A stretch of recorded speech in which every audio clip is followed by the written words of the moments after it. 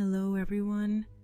Tonight, we're diving into a story of love loss and unexpected revelations that will make you rethink what you believe about family and legacy.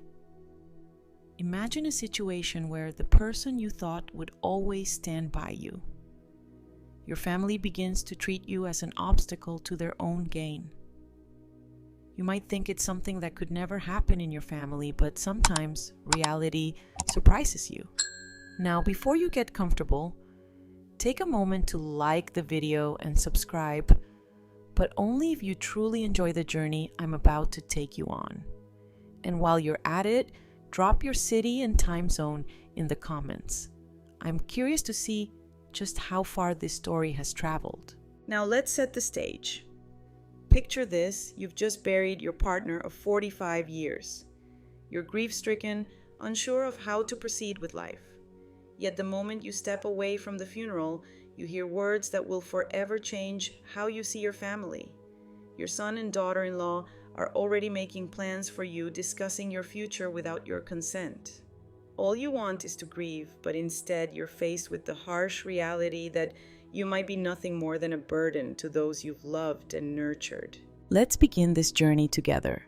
It was a beautiful day. The kind of day that you don't think could be tainted by anything, let alone something as dark as grief. Yet here I was standing in the church, surrounded by people who had loved Michael as much as I did, and all I could feel was emptiness.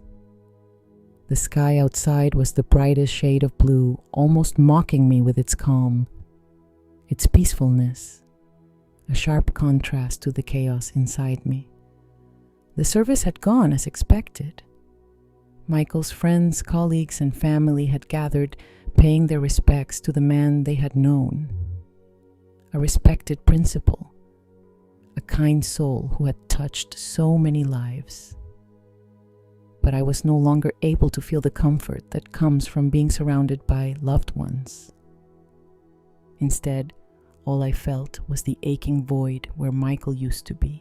The ceremony had been everything you'd expect: respectful, somber, and full of people offering condolences. Daniel, my son, was by my side throughout it all. He had been attentive, guiding me through the crowd, making sure I ate something, ensuring I was as comfortable as I could be, given the circumstances. His wife, Grace, stood beside him, her face a portrait of perfectly rehearsed sadness, her every movement designed to show how much she cared. But as I would soon learn, this outward display of empathy was just that, a show. After what felt like an eternity, I had reached my breaking point. The weight of the day, the condolences, the grief, and the expectations all became too much. I needed a moment of peace, a moment where I could just be alone with my thoughts. I slipped away into a small side room unnoticed by anyone. It was a small, quiet place far from the bustling reception area, and it felt like a sanctuary. I sank into a chair in the corner and allowed myself to cry. The tears came easily for once. There was no one to see me, no one to judge me. For a brief moment, I allowed myself to be vulnerable. I don't know how long I sat there, lost in my grief, until I heard the door creak open. Quickly, I wiped my eyes, not wanting to be caught in such a raw, exposed state. But I didn't have time to prepare myself because I immediately recognized the voices. "I told you we should have brought this up before he died!" Grace's voice, sharp and irritated, sliced through the silence. "We couldn't," Daniel responded, his tone tired, almost defeated. He was suffering enough. "I know," Grace said, her voice now colder, more calculated. "But now we have to deal with her." I froze. I didn't mean to eavesdrop, but I was paralyzed by the words I was hearing. My son and daughter-in-law were talking about me not with compassion, but with impatience, as though I were some inconvenience to be dealt with. "You need to talk to the lawyer first thing Monday," Grace continued. "We need to know exactly what we're getting and how quickly we can make it happen." I couldn't breathe. My chest tightened as their words hit me like a physical blow. Let's just get this over with, Grace added, dismissing me with a wave of her hand. She's not going to want to leave the house, but we can't let her stay there alone. It's too big for her, too much for her to handle. We need to start looking into options for her. Daniel sighed. We could try to convince her, but she won't go willingly. Grace's laugh was cold. Of course not, but she can't manage on her own. It's a sensible thing to do. She's getting older and you know it. I was shaking, unable to move, feeling like I was suffocating in the very room that had once been a haven. My mind was racing as I realized what they were really saying. They had already made plans for my future, plans that excluded me, plans that were being set into motion even as we were still mourning Michael's passing. We'll talk about this later, Daniel said, as if this conversation wasn't the most urgent thing in the world. Today is about honoring Dad. Fine, Grace said with a sigh, but don't drag this out. The real estate market is hot right now. They left the room, and the door clicked softly behind them. I remained still, a mix of disbelief and pain washing over me. How had I come to this? How had I become nothing more than a burden I had spent my life raising Daniel, supporting him, nurturing him? Now it seemed that my worth was nothing more than the value of the house I had shared with Michael. The house that had been our home for 30 years.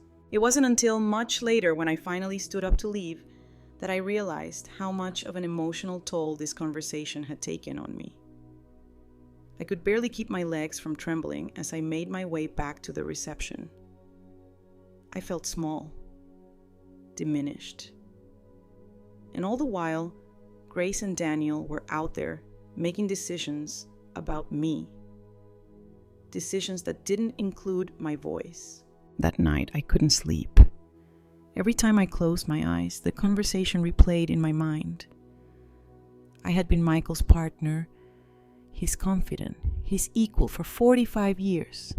But to Grace, I was an obstacle in the way of her plans. To Daniel, I was just someone to be dealt with.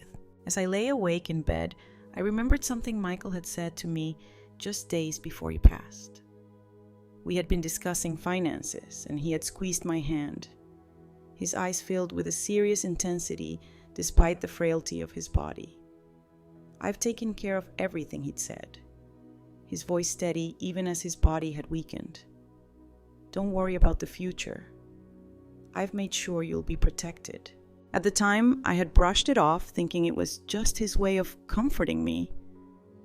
But now I couldn't help but wonder if he had known what was coming. Had he suspected that I would need protection from the very people I had loved and raised? The next day, as I returned to our home, I couldn't shake the feeling that everything had changed. The house, the place where Michael and I had built our life, now felt cold and empty. Every room echoed with absence. Every corner reminded me that I was now alone, facing a future that I wasn't ready to confront. I wandered through the rooms, touching the little things Michael had left behind. His reading glasses on the nightstand, his cardigan still hanging by the door, his half-finished crossword puzzle on the coffee table. They were just small items, but they were everything. They were pieces of a life suddenly interrupted, and I didn't know how to move forward without him. But in the back of my mind, I couldn't help but wonder, had Michael seen this coming? Had he known that without him, I would have to fight for my place in my own family? The answer I realized was in his words. He had taken care of everything, and he had done so for me. He had made sure I would be protected. The following week was a blur of activity. The funeral was over, but the reality of my new life, one that didn't include Michael, settled in like a thick fog. I spent the days wandering through the house, trying to find some semblance of normalcy. The quiet was overwhelming, and every corner seemed to echo with memories of our life together. I missed Michael more than I could put into words, but I also couldn't ignore the feeling that something bigger was looming on the horizon. The reading of the will was scheduled for the following Monday, and though I tried not to think about it, the impending event gnawed at me.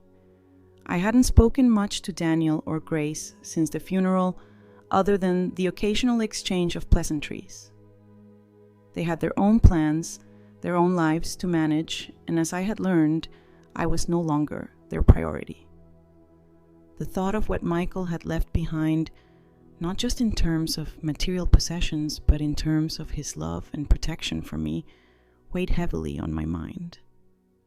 I wasn't ready for what was to come, but I had to face it. That Monday, I found myself sitting in the lawyer's office, the same place Michael and I had visited years ago when we had updated our wills. The familiar leather chairs, the polished conference table, the warm light filtering through the windows, it all felt like an extension of our life together. But today, it felt cold. Today, it felt like a place where decisions were being made that I had no say in. Mrs. Bradley. Mr. Goldstein greeted me as I entered, his voice warm but professional. "I'm so sorry for your loss. Please have a seat." I nodded and sat down, my hands folded tightly in my lap. Daniel and Grace were already there, sitting across from me. Daniel looked uncomfortable, his eyes darting around the room, while Grace was perfectly composed, her smile as practiced as ever. Now, Mr. Goldstein continued, flipping open a thick folder I have here. Michael's final wishes. As his surviving spouse, you will inherit the house and all its contents. There are also the joint bank accounts and the life insurance policy, which names you as the beneficiary. I nodded, trying to focus on his words, but my thoughts kept drifting. It all seemed so impersonal, so sterile. I had hoped for something more, something that reflected the depth of our 45 years together. But the details of the will didn't surprise me. I had known for years that Michael had taken care of everything. Grace, however, seemed impatient. And the other accounts, she asked, her tone a little too sharp. The investment accounts. Mr. Goldstein adjusted his glasses and nodded. I'm getting to that. There's a retirement account valued at approximately $450,000, of which Mrs. Bradley is the primary beneficiary. Daniel shifted uncomfortably in his seat, but it was Grace who spoke next, her voice tinged with something I couldn't quite place. Is that all? Mr. Goldstein cleared his throat, then paused before continuing. There is, however, a condition in Michael's will that pertains specifically to the house. I sat up straighter. This was it. This was what Michael had been preparing for, and I was about to hear exactly what he had left for me. The house at 1142 Maple Street is bequeathed to Eleanor Bradley with a lifetime right of residence. However, if Mrs. Bradley is forced to leave her home against her wishes, or without the documented recommendation of at least 2 independent medical professionals, the house will not pass to Daniel Bradley. Instead, it will be sold and the proceeds will be donated to the Alzheimer's Research Foundation in memory of Michael's mother. There was a long silence in the room. I couldn't breathe. I couldn't believe what I had just heard. Michael had known. He had known what might happen, and he had taken steps to protect me even after his death. Grace's face drained of color, and I could see her gripping the armrests of her chair, her knuckles white. Daniel, on the other hand, looked confused, almost as if he were trying to piece together what this all meant. I don't understand, Daniel said, his voice strained. Why would Dad think Mom would be forced to leave her home? Mr. Goldstein didn't flinch. I can't speak to his motivations, only to the legal provisions he established. But Michael had made arrangements to ensure that Eleanor would be protected from any pressure to leave the home she shared with him. The room was tense. Grace looked furious, her lips pressed tightly together. This is ridiculous, she muttered under her breath. You're not the only one with concerns, Mr. Goldstein continued. In fact, Michael also set up a trust to cover home maintenance, property taxes, and in-home care services should Eleanor require them in the future. I could feel my heart swelling with gratitude. Michael had thought of everything, even when he was so weak, even when I thought he was only comforting me. He had protected me in ways I never even knew.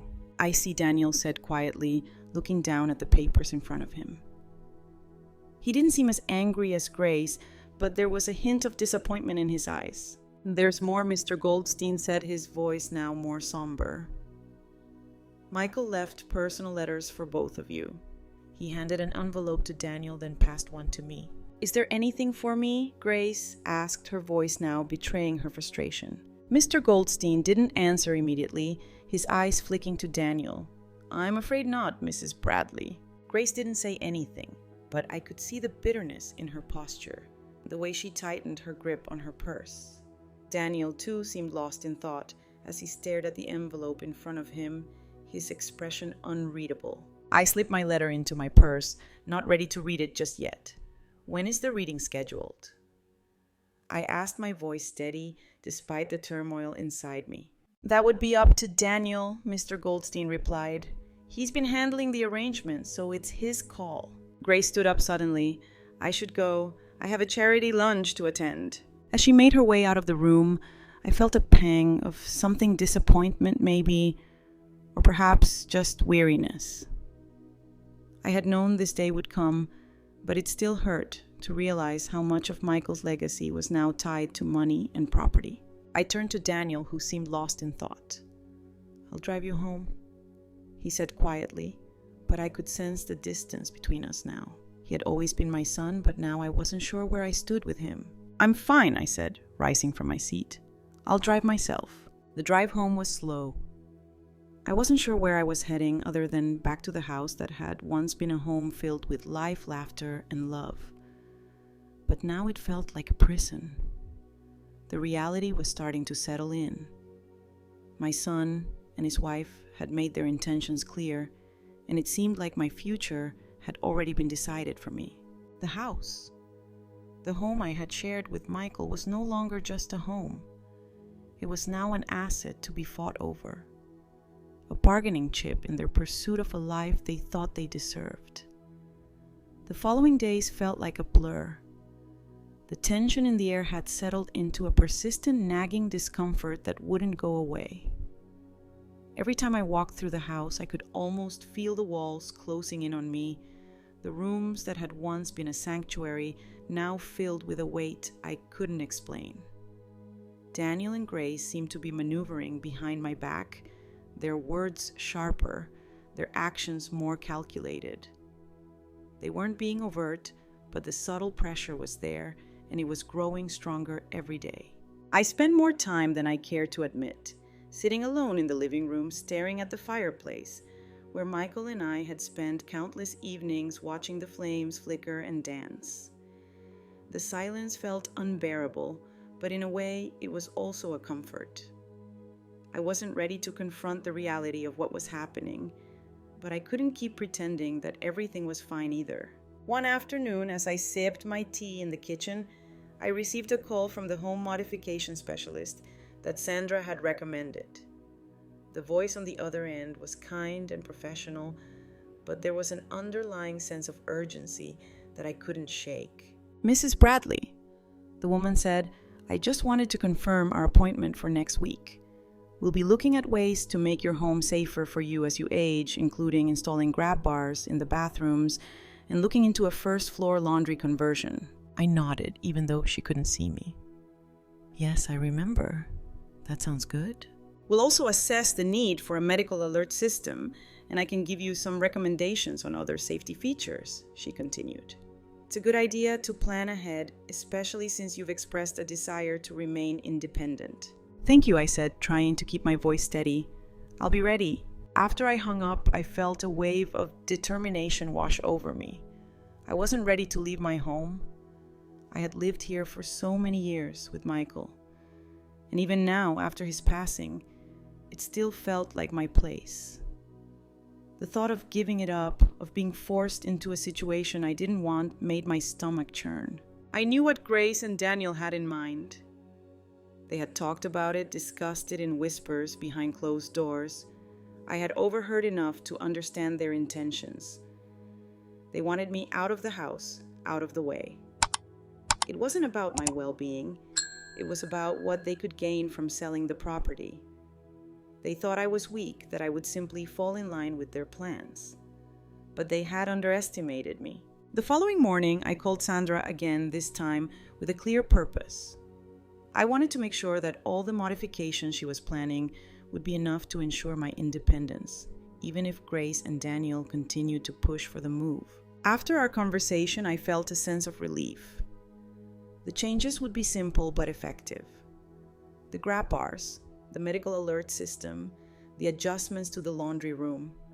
They would all make life easier, but they would also make it clear to everyone, including my family, that I wasn't incapable. A few days later, I received an unexpected visitor. Emma, my granddaughter, stopped by with a bag of groceries in hand. She had been coming over more often lately, and I had grown to rely on her company more than I had expected. She was my solace, the one bright spot in this tumultuous time. "Hi, Grandma," she greeted me with a bright smile. I thought I'd come by and help out. I picked up some things from the store. I smiled and gave her a quick hug. "Thank you, sweetheart. That's very thoughtful of you." As she set the bag down on the counter, I couldn't help but notice the look in her eyes. She was becoming more and more perceptive, and I knew she was picking up on the tension between me and her parents. She was smart enough to understand that something wasn't quite right, even if she didn't fully grasp the details. "You're looking better," Emma said, a hint of concern in her voice. "How are you holding up?" "I'm fine, darling," I replied, though the words felt empty as they left my mouth. "I'm just taking things one day at a time. I'm glad you're doing okay," she said softly. "But Grandma, you know you don't have to do everything on your own. If you need help with anything at all, just let me know." I reached out and placed a hand on hers. "I appreciate that, Emma, but I'm managing. I've had enough help in my life, and now it's my turn to take care of things." Emma nodded, though she didn't look convinced. "I just don't want to see you get hurt, Grandma. I don't want you to be forced into anything you don't want." The words hit me harder than I expected. Emma had been watching everything closely, and I could see that she was starting to take sides, though I wasn't sure if she even knew she was doing it. She wasn't just concerned about my well-being. She was concerned about what was happening to our family. "Thank you, Emma," I said, my voice thick with emotion. "You're a good girl." She smiled at me, but there was an intensity in her eyes that I hadn't seen before. "Grandma, I don't care what Mom and Dad say. I'm on your side." I couldn't help but feel a swell of pride in my chest. Emma was the only one who seemed to understand the situation. She was the only one who truly saw me as more than a burden, more than someone to be taken care of or pushed aside. After Emma left, I sat down at the kitchen table, the weight of everything pressing down on me. I had made the decision to stay in my home, and I was determined to stick to it. But I knew that the battle wasn't over. Grace and Daniel would continue to push to try to manipulate the situation in their favor. I could feel it in the air like a storm on the horizon ready to break. But I wasn't going to back down. Michael had made sure that I was protected, and I was going to make sure that his wishes were honored no matter what. The next day, I called Dr. Patterson, Michael's longtime physician, and asked for his help in solidifying my decision to stay in my home. I needed a clear statement from him, something official that would put an end to the questions about my ability to live independently. When I spoke to Dr. Patterson, I could hear the concern in his voice. "Eleanor, I want you to know that you are in excellent health for your age. There's no reason why you can't continue living on your own. Michael had always been very protective of you, and he was right to worry. I'm happy to write a letter confirming this for you if you'd like." "I would appreciate that very much, Dr. Patterson," I replied, feeling a surge of relief. "Thank you." The letter from Dr. Patterson would be my final piece of armor in this battle. It would be the evidence I needed to show that I wasn't being unreasonable, that I wasn't incapable of making my own decisions. Michael had taken care of me even in death, and I was going to honor his wishes by holding my ground. It was the day after I had received the letter from Dr. Patterson, and I couldn't help but feel a sense of quiet satisfaction. I had made all the right steps. I had been proactive in securing my independence. The modifications to my home were moving forward. Sandra's recommendations were in place, and now I had official support in the form of Dr. Patterson's letter. I was ready to face whatever Grace and Daniel would throw at me. I had spent my life creating a home with Michael, raising a family, and doing everything I could to ensure that everyone was cared for. But now it seemed like all that mattered to Grace and Daniel was how they could benefit from the inheritance.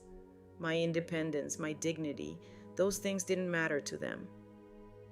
They were simply trying to take what they could when they could, without regard for what Michael and I had built together. I knew what they were up to. I knew that they had been talking behind my back, and I could almost feel the weight of their expectations pressing down on me. But I wasn't going to back down. Michael had ensured that I would be protected, and I would not let them push me out of my home no matter how hard they tried. The phone rang in this kitchen, interrupting my thoughts. I glanced at the caller ID. It was Robert. "Mom," his voice was tentative when I answered. "We need to talk about what happened at the lawyer's office yesterday." I sighed inwardly. I knew this conversation was coming. I'm sure we do, Robert. "We didn't expect things to go this way," he said, his voice quieter now. "Diana's upset and I don't really know what to think." I paused for a moment, gathering my thoughts. I know she's upset. I've overheard her talking about the house before, and I've heard the things she said behind my back. But Robert, this is my home, and I'm perfectly capable of living here.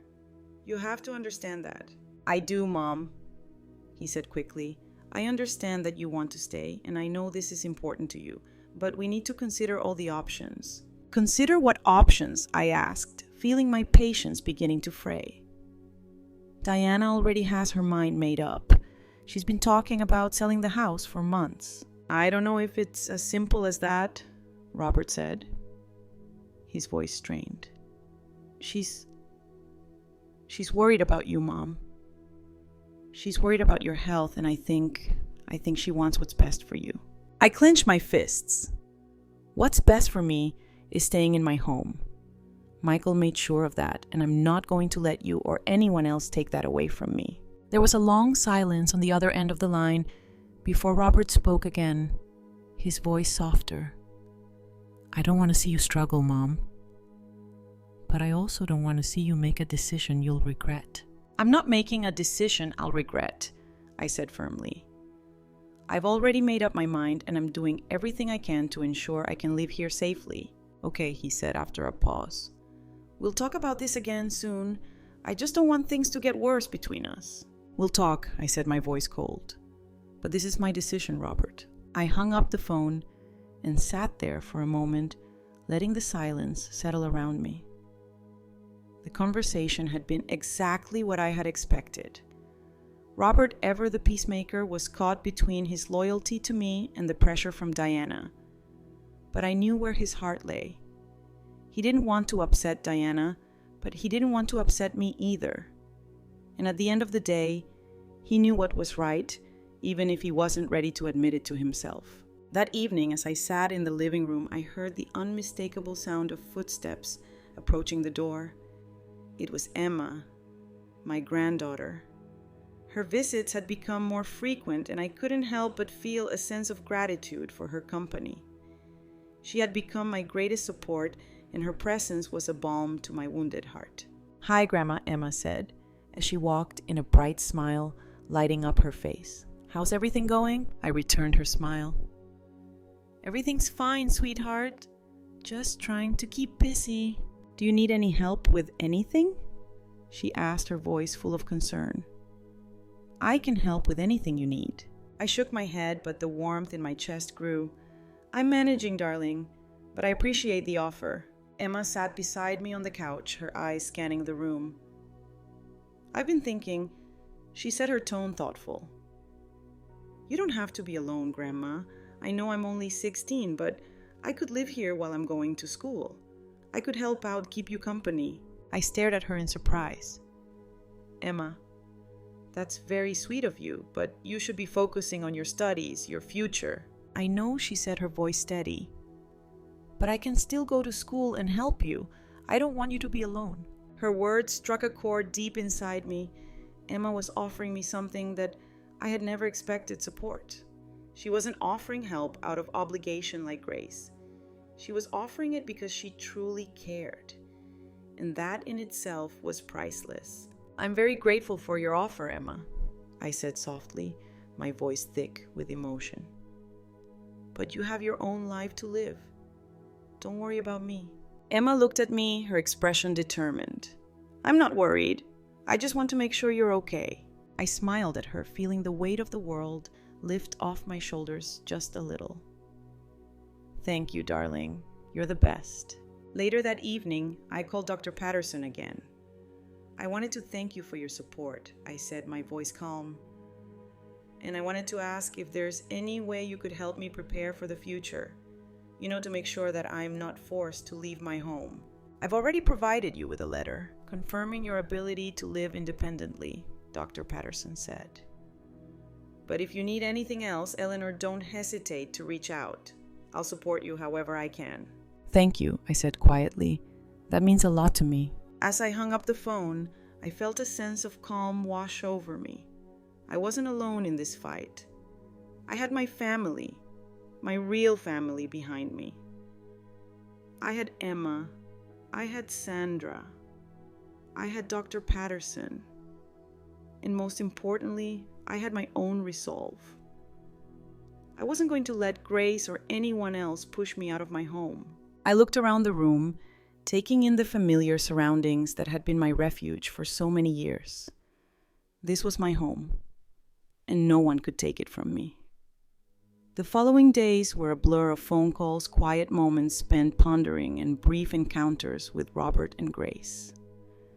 The house, which had once felt full of laughter and warmth, now seemed to echo with silence. The weight of unspoken words lingered in the air between us. Each time I saw Robert, his eyes would flicker with guilt, while Grace's posture remained rigid, a clear sign that her plans hadn't been abandoned. It was clear she was pushing for a quick resolution. Every time she entered my home, she subtly hinted at the need for practical decisions. The brochures for senior living communities were now a fixture on the kitchen counter, discarded each time I managed to move them aside. Grace's subtle manipulation was becoming more evident, and it was taking its toll on me. But what hurt more was Robert's reluctance to confront her directly. He was caught in the middle, torn between his loyalty to his wife and his desire to please me. The phone rang early one morning as I sat in the living room with a cup of coffee staring out at the garden. It was Robert. "Mom, we need to have a serious discussion," he said, his voice strained. "Grace insists we do this now. She's really pushing me." I could hear the frustration in his tone, but also a hint of apprehension. It was a conversation I knew was coming, but it didn't make it any easier. "I'm not selling this house, Robert," I said firmly. "I've told you both already. I'm perfectly capable of living here, and nothing you say will change that." "I know, Mom, but she's insistent," he replied, his voice rising slightly. "She thinks it's the best solution. I've been talking to her, and I can't keep deflecting her like this." I stood up, pacing the room, gripping the phone tighter. "Robert, this is not about what's best for me. This is about what Grace wants. I've been living here for decades. Your father and I built this home, and I won't be pushed out because of some assumption that I'm incapable." There was silence on the other end, and I could feel the tension building. "Mom, you're not incapable," he said softly, finally conceding. "But I don't know how to make this easier for everyone." "I'm not asking for it to be easy, Robert," I replied. "I'm asking for respect. Respect for the life I've built and the choices I'm making now." The conversation ended on a heavy note, with Robert promising that they would talk again soon. But I didn't feel comforted. I knew the real conversation had yet to happen, and it would likely come when they felt I had softened enough to give in to their demands. The following days passed in a strange mix of normalcy and underlying tension. Emma continued to visit often, bringing up the house and how much it meant to me. She wasn't pushing for anything, just offering her quiet support as she always did. The more time I spent with her, the more I realized how important her presence was. She was my reminder that family didn't have to be a burden. It could still be a source of comfort, even in difficult times. One evening after another brief visit from Robert and Grace, I sat down in the kitchen to have a quiet dinner. The house, though empty without William, still had traces of his presence. The familiar, comforting smell of his favorite soup pot, the way his shoes were always left near the door. I let out a long sigh, not sure if it was the grief or the constant pressure from Grace that made everything feel so heavy. Just as I was about to take a bite, there was a knock on the door. I looked up in surprise. It was Sandra, my nurse. I hadn't expected her to drop by. "I'm sorry to interrupt," Sandra said as I opened the door. "I just wanted to check in and make sure everything was going well with the home modifications. To ensure everything is moving forward as planned." I smiled softly at her. "Everything's fine, Sandra. It's just been a tough few days." "I can imagine," she said sympathetically. "I've been keeping track of the modifications for you. The grab bars, the lighting, everything's on schedule. But I wanted to ask you something." "Of course. What is it?" Sandra hesitated, as if weighing her words carefully. "I know you're doing everything to stay independent, and I respect that. But I also know how much this situation is wearing on you. I just want to make sure you're taking care of yourself, too." Her concern was genuine, and I appreciated it more than I could say. I had spent so much time focusing on maintaining my independence that I hadn't truly thought about the toll it was taking on me emotionally. "I'm fine, Sandra," I said, trying to smile.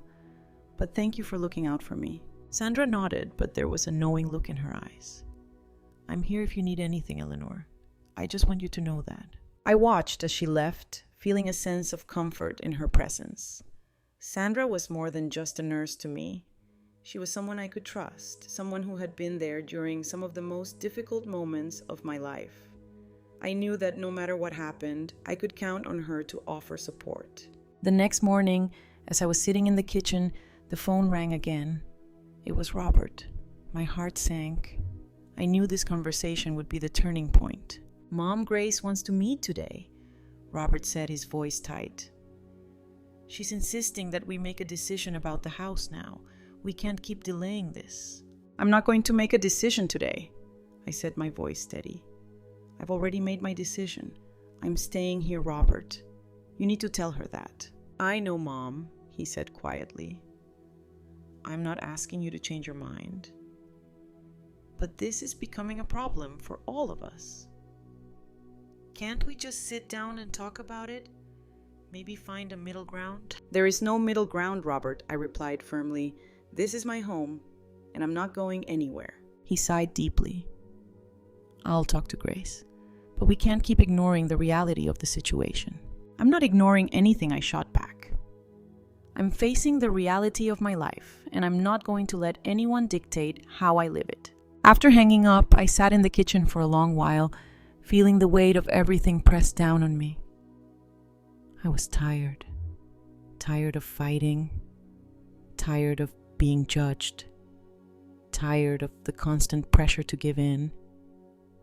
But I also knew that I wasn't ready to surrender. I wasn't ready to lose everything Michael and I had worked for. And if that meant standing firm, then that's exactly what I would do. The battle was far from over, but I had a sense of peace in knowing that I had made my stand. This was my life, and no one would take it from me. The following week passed in a haze of preparations. The house modifications were almost complete, the grab bars installed, and the lighting adjusted. Sandra had been meticulous with her work, and I felt a little more confident about living independently. But the pressure from Robert and Grace kept mounting. I could feel it in every phone call, every visit, every word that wasn't said. Grace had become more insistent, less subtle with her intentions. She was relentless in her attempts to push me toward a decision. I hadn't seen her in a few days, but I knew it wouldn't be long before she showed up again, with more brochures, more suggestions, more promises of what was best for me. Her words, though, coated in sweetness, had a sharp edge now. She didn't care for the answer I'd given, and I knew she wouldn't stop until she got her way. The day of the family meeting arrived. Robert had called to arrange it the day before, and while he hadn't explicitly stated it, I could tell it was meant to be a final showdown. It was as if everyone expected me to cave, to give up the one thing that was mine, my home, my independence, my dignity. I had spent the morning preparing myself mentally, knowing this conversation could either break me or strengthen me. I wasn't sure how much longer I could withstand Grace's manipulations, but I had made a promise to myself and to William that I wouldn't let them win. I had arranged for Sandra to be there for support. She wasn't a family member, but she had become someone I trusted, and having her there gave me a sense of security. She wasn't afraid to speak up when things got tense, and I knew I would need that. As I opened the door to let Robert and Grace in, I could already feel the tension in the air. Robert looked at me with a mixture of concern and guilt, while Grace, ever the picture of composure, wore a smile that didn't quite reach her eyes. "Mom," Robert said, stepping inside, "we need to talk." I nodded, indicating for them to sit down. Grace perched herself on the edge of the chair, her posture stiff, as though preparing for a fight. She didn't waste any time. "We've been discussing things, and I think it's time we come to a resolution," she said, her voice smooth, almost too smooth. "We've looked at a few more communities, and they're really lovely. I know this is difficult, but it's what's best for you. You won't have to worry about the house or the upkeep or anything. They take care of everything." "I've already made my decision, Grace," I said, keeping my voice calm but firm. "I'm staying in my home. It's the best choice for me, and I don't need a nursing home or a senior living community. I'm capable of managing this place with the help of Sandra and the modifications we've made." Grace's eyes narrowed. "Eleanor, this isn't about your capability. It's about what's practical. You're alone now, and you can't keep this house up on your own. It's too much for you." I shook my head. "It's not too much for me, Grace. I've lived here for over 30 years, and I've managed just fine. This house holds memories, good memories. It's where I raised my son, where I spent years with William. It's where I belong." "I understand your attachment to it, but we need to be realistic," Grace said, her voice growing sharper. "This house is an asset, and it's sitting here unused when it could be worth a lot of money. You could live comfortably in a place that's more suited to your needs, and we could use the proceeds for the future. Robert and I are thinking about the kids' education, our future, everything." I felt the heat rising in my chest.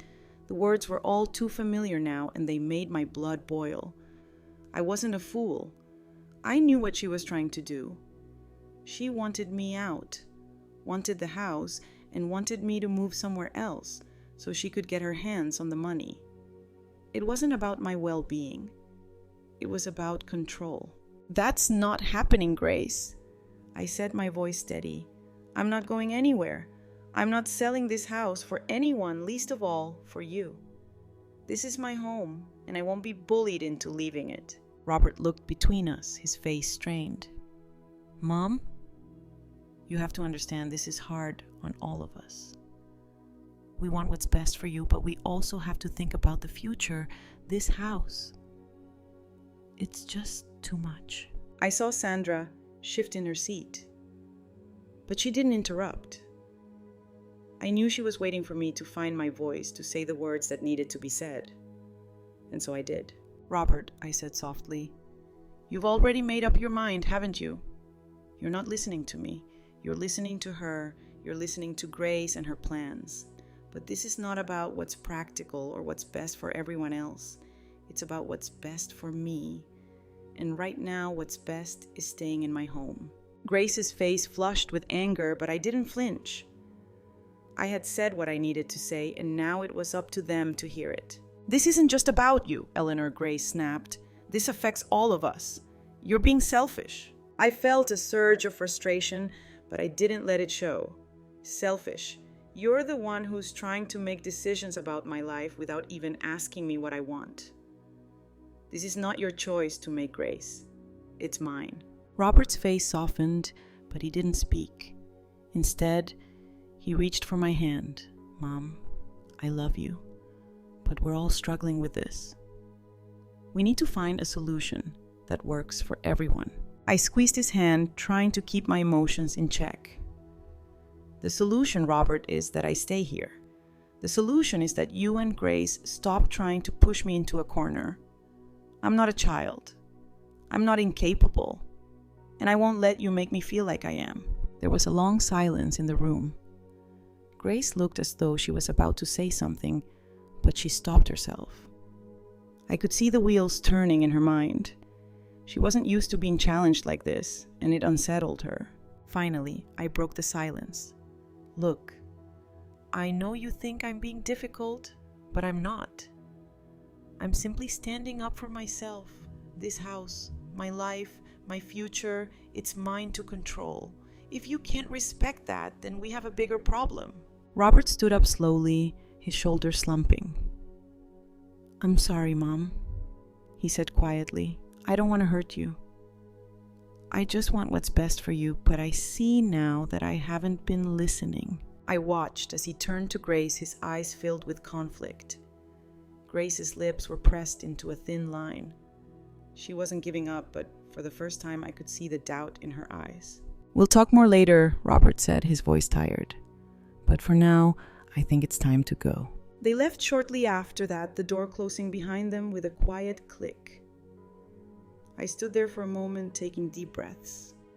I had done it. I had stood my ground, and I was proud of myself. Sandra remained seated, offering me a supportive smile. "You did great, Eleanor. You stood up for yourself." I nodded, feeling a mixture of relief and exhaustion wash over me. It wasn't over, but I knew one thing for sure: I wasn't going to let anyone push me out of my home. The next few days passed in a haze of uncertainty. Though the confrontation with Grace and Robert had been difficult, a part of me felt a sense of empowerment. I had made my stance clear. I was staying in my home, and I wasn't going to be pushed into doing otherwise. But as much as I had fought for my independence, there was still a part of me that feared what might happen next. Would they keep pushing? Would they stop trying to sell the house? Would Grace's ambition once again override her compassion? It was Thursday morning when the phone rang, jolting me out of my thoughts. I glanced at the caller ID. It was Robert. I hadn't heard from him since our conversation a few days earlier, and I was both curious and apprehensive about why he was calling now. "Hello," I answered, trying to keep my voice steady. "Hi, Mom," Robert said, his tone softer than I expected. "I've been thinking a lot about what we talked about." I sat down at the kitchen table, my heart racing. "And I don't want to keep pushing you, Mom. I don't want to make you feel like you have to do something you don't want to do. But we need to figure out what happens next." I could hear the tension in his voice, but it was laced with genuine concern. I took a deep breath, trying to calm the racing thoughts in my head. "I understand, Robert," I said slowly. "I know you want what's best for me, but you have to understand something. I am capable of making my own decisions. I'm not some fragile old woman who needs to be sheltered from life. I've made my choice, and that's final." There was a pause on the other end of the line. When he spoke again, his voice was quieter, almost hesitant. "I know, Mom," Robert said, "but it's not just about you. It's about the family. We're all feeling the pressure. Grace, me, the kids. We need to know what the future holds." "I've been thinking about the future too," I said, my voice firm. "And I've made sure I'm prepared for it. The house will be mine for as long as I need it, and when the time comes for me to make changes, I'll do so on my terms." "I just wish it didn't have to be so hard," Robert murmured. "I wish we could be on the same page about this." I could hear the sadness in his voice, and it broke my heart. I knew this was hard for him. It wasn't easy for anyone, but I also knew that I couldn't let his guilt or Grace's ambition sway me from what I knew was right for me. "I wish it didn't have to be hard either," I said quietly. "But this is about my life, Robert. It's about me." The silence on the other end of the line was heavy. I could feel Robert's internal struggle, but there was nothing more to say. I had made my position clear. It wasn't that I didn't care about him or Grace or even the grandkids. I did, but I also knew that I couldn't continue to live my life as though it was a business deal where everything had a price. "Okay," Robert finally said. "We'll talk again later. I just needed you to know where I stand." "I understand," I said softly. "Take care, Robert." We hung up, and I sat there for a few moments processing the conversation. I felt a weight lift off my shoulders, but it was quickly replaced by the realization that the battle wasn't over. Grace wasn't going to give up that easily. She had too much to gain. The next few days were a whirlwind of emotions. I kept to myself, retreating into the comfort of my routine. I spent my mornings tending to the garden and my afternoons reading or chatting with Sandra. Her visits had become a regular part of my life, and I treasured her company. She didn't judge me for the way I lived my life. Instead, she accepted me as I was. It was during one of our afternoon coffee breaks that Sandra made a comment that made me pause. "You know, Eleanor," she said, "I've been thinking. You're in a tough spot right now, but you're stronger than you give yourself credit for. You've been through so much in your life, and this is just another chapter. Maybe it's time to start thinking about what you want next beyond this house." Her words resonated with me more than I expected. I'd spent so much time fighting for this house, for my independence, but I hadn't really thought about what came after.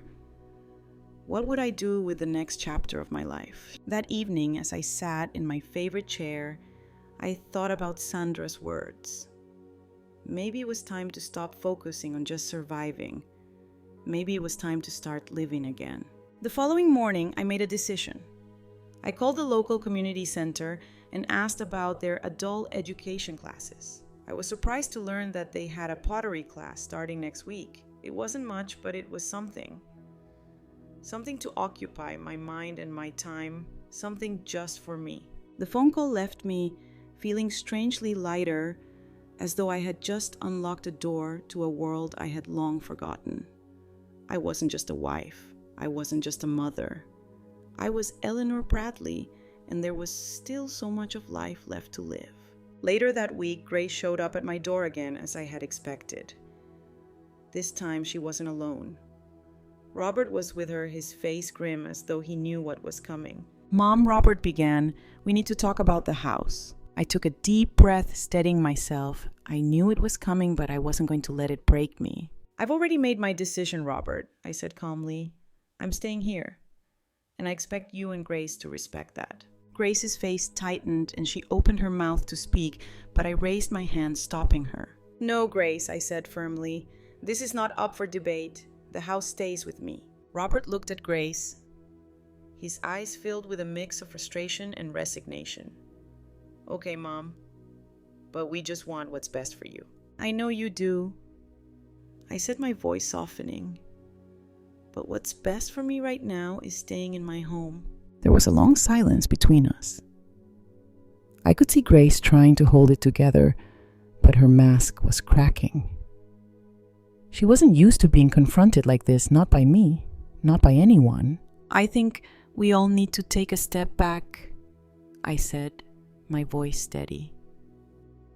"We need to let go of the idea that we can control everything. This house is mine, and it's where I belong." For the first time, Robert didn't argue. He just nodded as though he understood. "We'll talk about it later," he said, his tone quiet. Grace didn't say anything, but I saw the look in her eyes, the same one she'd had at the funeral when she thought I wasn't listening. I didn't need to say anything more. I had won this round. But I knew the fight wasn't over. Grace would keep pushing, but I was prepared for whatever came next. The following days were quiet, almost unnervingly so. Grace, after her confrontation with me, kept her distance, but I could feel her eyes on me lurking behind every glance whenever we crossed paths. I knew she wasn't finished yet. But for the moment, I had the peace I needed to think, to breathe, and to focus on something other than the constant pressure to conform to everyone else's plans for my life. I began to spend more time in the garden, something William and I had always enjoyed doing together. The roses in particular seemed to bloom brighter than ever this season, as if they too were fighting to prove that life could go on despite the shadows of grief and struggle that hung over us all. I couldn't help but smile whenever I pruned the bushes or rearranged the flower beds, as though I could feel William beside me, as if this house that had been our home for decades, was still a living part of us. It was during one of these peaceful moments that I received an unexpected knock at the door. When I opened it, I was surprised to find Emma standing there, her backpack slung casually over one shoulder. "Grandma," she said with a tentative smile, "can I come in?" I stepped aside, motioning for her to enter.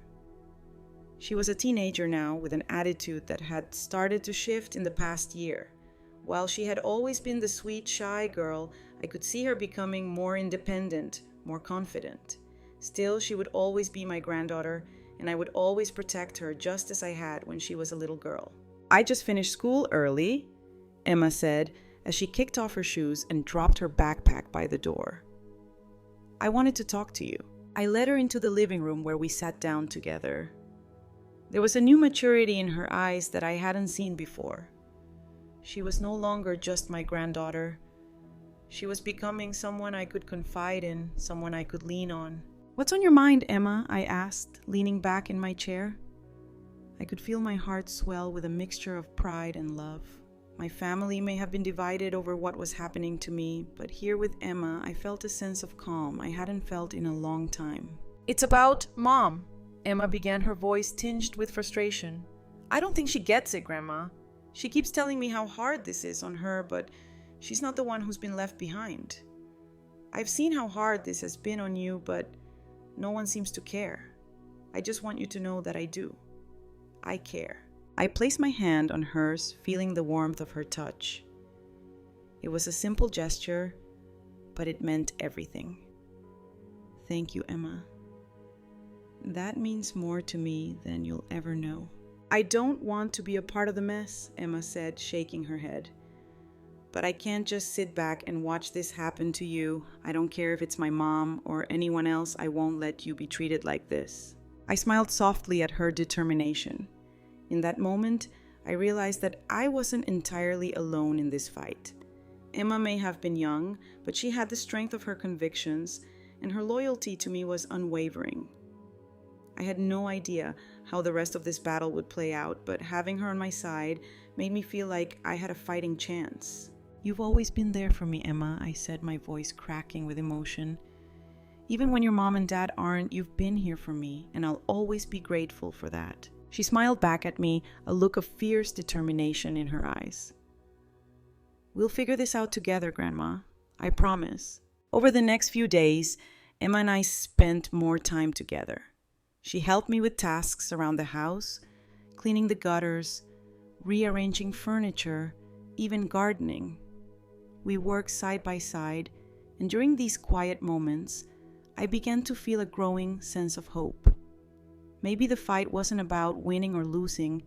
It was about reclaiming my sense of self, about finding new purpose in a life that had been so tangled in other people's expectations. And just when I thought things were starting to settle down, I received a letter from my lawyer. It was from Mr. Goldstein, the same lawyer who had handled William's will. I had been expecting it, but I hadn't realized how much it would affect me until I held it in my hands. The letter was short, but the words struck me hard. It stated that a trust had been set up for me specifically to maintain the house and to provide for my care should I need it. The provisions were clear if I ever felt that I could no longer live independently. There were funds set aside to help me make the transition to assisted living. But more importantly, the letter made it clear that Grace and Robert could not force me out of my home. William had thought of everything, even the things I hadn't realized I needed to protect myself from. He had anticipated Grace's ambition, Robert's guilt, and even my own tendency to put others first. He had left me with the tools to fight back if I needed to. And as I read the letter, I felt a new sense of resolve. I knew I couldn't let them push me into doing something I didn't want. I wouldn't let their desires dictate the rest of my life. I would stand my ground. The next day, Robert came by to visit. His visit wasn't unexpected, but I couldn't shake the feeling that something was off. There was an air of unease about him, and I could see it in the way he hesitated before speaking. "Mom," he began, "I've been thinking about what we talked about the other day. I just want to make sure we're all clear on this." I nodded, my heart heavy with the weight of the conversation that was about to unfold. "What do you mean, Robert?" "I just want to be sure that we're all making the right decisions," he said, his voice quieter than usual. "It's not just about the house, you know. It's about the future. I don't want to see you struggle, Mom." "I know you don't," I said, my voice firm. "But this is my decision. I'm not ready to leave this house. I'm not ready to give up my life, my independence for anyone else's convenience." He sighed deeply, sitting down across from me. "I understand that, Mom. But I want to be there for you. I want to help." I looked at him, and for the first time I saw a glimmer of understanding in his eyes. This wasn't about me versus them. It was about what was right for me, and if he could accept that maybe we could move forward without more conflict. "I appreciate that, Robert," I said softly, "but this is something I have to do on my own terms." And for the first time in a long while, I felt that I was not only standing my ground, but also taking control of my own destiny. The days following that conversation were filled with a new sense of clarity. For the first time in a while, I didn't feel like I was being pushed or pulled in every direction. Robert had seemed to understand that I wasn't just fighting for my house, I was fighting for my dignity, my independence, and my right to make decisions about my own life. Grace, however, had not been as understanding. She still harbored the same ambitions and ideas about the house, and her comments, veiled in kindness, had grown even more persistent. Her attempts to sway Robert were clear. She wanted him to see things her way, to agree with her vision of the future. But I could feel a change in him, a shift that made me hopeful that despite everything, he would eventually come around. In the meantime, Emma and I continued to bond. We spent hours sorting through William's things, sharing memories, and slowly but surely letting go of the past. It was painful, but it also felt like a necessary step in the healing process. There was no avoiding it. The house, the life we had built together would change. But I wasn't ready to let go of it all just yet. One evening, as we were cleaning out the attic, Emma turned to me, her face thoughtful. "Grandma, do you ever wonder if things could have been different? If things had gone another way?" I paused, wiping the sweat from my brow, and looked at her with a soft smile. "Life rarely turns out the way we expect, Emma. But that doesn't mean it's not still worthwhile." "I know," she said, looking down at the box she was holding. "But it's hard, right? Sometimes it feels like everything's slipping away."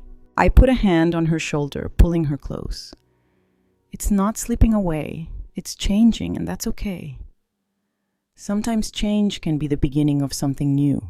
The next morning, as I sipped my coffee on the porch, a sudden realization hit me. William had been right. He had taken care of me in life, and now, even after his death, he was still protecting me. I'd been too focused on the pain of losing him, too absorbed in the arguments and the pressure from Grace and Robert to see it. But now, I could see clearly. He had set up everything for me to continue living in peace with the means to care for myself, to age gracefully in my own home. The letter from Mr. Goldstein, the trust, the safeguards he'd put in place, they were all part of a carefully thought-out plan. William had anticipated Grace's schemes, Robert's wavering support, and even my own hesitance. He had thought of everything. I called Sandra Peterson, the nurse who had taken care of William during his final months. She had become a trusted friend over the course of those difficult weeks, and I knew she would be a valuable ally in this new chapter of my life. "Eleanor, how are you holding up?" Sandra's voice was warm, genuine, as it always was. "I'm doing well, Sandra." "Better, actually. I think I've finally come to terms with what's happening." "That's good to hear," she replied. "But I want you to know that I'm here for you. I can help you with whatever you need, whether it's adjustments around the house or helping you navigate the changes with your family." I nodded, feeling a rush of gratitude. "I think it's time for us to start making a plan. I've got to start taking control of the situation, Sandra, and I need your help." She was quiet for a moment, then spoke. "I understand, Eleanor, and I'll be with you every step of the way. We'll get this sorted. Just don't rush. Take your time." That conversation marked the beginning of my plan. Sandra would come by once a week to help assess the house, suggest improvements, and ensure that I had everything I needed to remain independent. I wasn't going to let anyone, least of all Grace, make me feel like I wasn't capable of living on my own. As I sat on the porch later that evening, I couldn't help but reflect on how far I had come.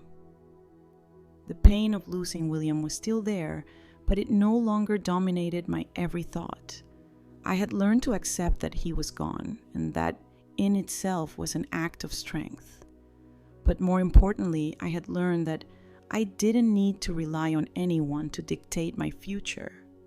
I was strong enough to chart my own course, to make my own decisions.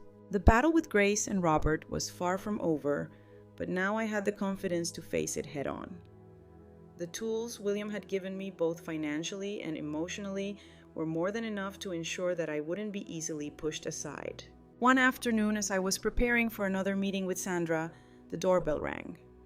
I opened the door to find Robert standing there, looking both hesitant and determined. I motioned for him to come in, and we sat down together in the living room. "Mom," he began, his voice quieter than usual. "I've been thinking a lot about what we discussed.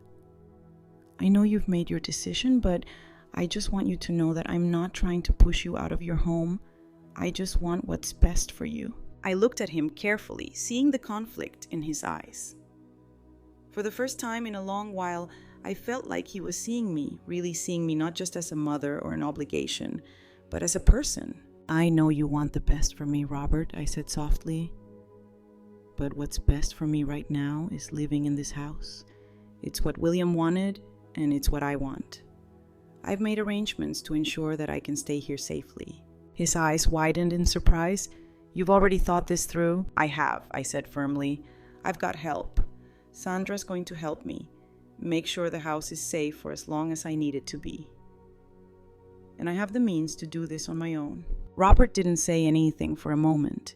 He seemed to be weighing my words, trying to reconcile them with his own concerns.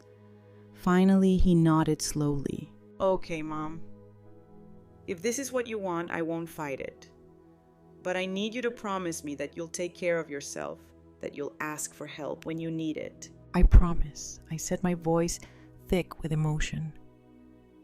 "I promise I'll take care of myself. But I need you to understand that I'm not doing this for anyone but myself. I've spent too many years putting others first. It's time for me to live my life on my terms." He sat quietly for a moment, then leaned forward and took my hand. "I respect that, Mom. I really do." It was a small victory, but a victory nonetheless. I had fought for my independence, and now, with the help of my friends, my family, and my own resolve, I could face whatever challenges lay ahead. The next few weeks unfolded with a sense of purpose I hadn't felt in years. After my conversation with Robert, I felt a renewed sense of peace. It wasn't that everything was resolved, but it was the first time in a long while that I didn't feel like I was constantly fighting, constantly trying to prove my worth. Instead, I focused on what I could control: my own life, my home, my future. Sandra was true to her word. Each week, she came by assessing the house and suggesting small improvements that made a world of difference. Grab bars in the bathroom, a new handrail along the stairs, and extra lighting in the hallway were just a few of the modifications that would ensure my safety as I aged. We also set up a medical alert system just in case. I hadn't realized how important these simple adjustments were until Sandra pointed them out. They gave me peace of mind and, perhaps more importantly, the reassurance that I could remain independent for as long as I wanted. It wasn't just the house that was changing, though. I was changing too. Over the years, I had defined myself as a wife and mother, constantly putting my family's needs ahead of my own. Now, I was learning to prioritize myself. I joined a local water aerobics class, something I had always wanted to try, but never had the time for. The instructor was warm and welcoming, and the other participants, a group of women about my age, were friendly and supportive. It felt good to be part of something new, something that was just for me. One of the most surprising developments was my relationship with Emma. As she entered her first year of college, we grew closer. She moved in with me, and our home became a blend of youthful energy and seasoned wisdom. She took over the second bedroom, and though we each had our own space, we often found ourselves in the kitchen or on the porch, chatting over tea, sharing stories, or just enjoying each other's company in silence. It wasn't the full college experience she had expected, but she seemed content. In many ways, her presence was a balm for my grief. I wasn't alone anymore. I noticed changes in Robert too. He started spending more time with me, coming by to visit without Diana, which was a relief. Our conversations became more meaningful, more genuine. He began to open up about his own life, his marriage, and the struggles he and Diana had been facing. I hadn't realized how much tension there had been between them, but now I could see it. Robert wasn't the same man he had been when William was alive. He was quieter, more introspective, and perhaps a little less eager to please Diana. But despite these small shifts, the tension with Grace remained. She never fully accepted my decision to stay in the house. Every now and then, she would drop by unannounced, her tone sweet, but her words sharp. "Eleanor, we really need to think about your future. The house, the upkeep, it's just too much for you. Have you considered the long term?" But I wasn't the same woman I had been before William died. I no longer felt the need to justify myself, to explain my decisions to her. "Grace, I've considered everything. This is what I want, and I'm capable of managing it.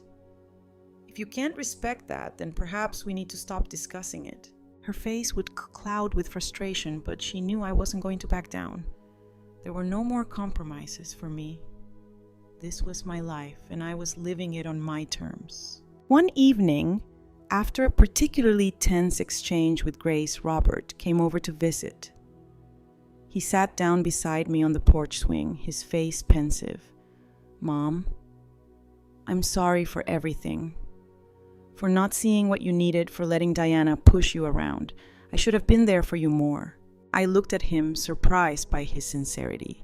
"Robert, you don't have to apologize. You were doing what you thought was right. But now you've got to understand that I have to do what's right for me, and that means staying here in my own home." He nodded slowly, a flicker of understanding in his eyes. "I know, Mom. I do.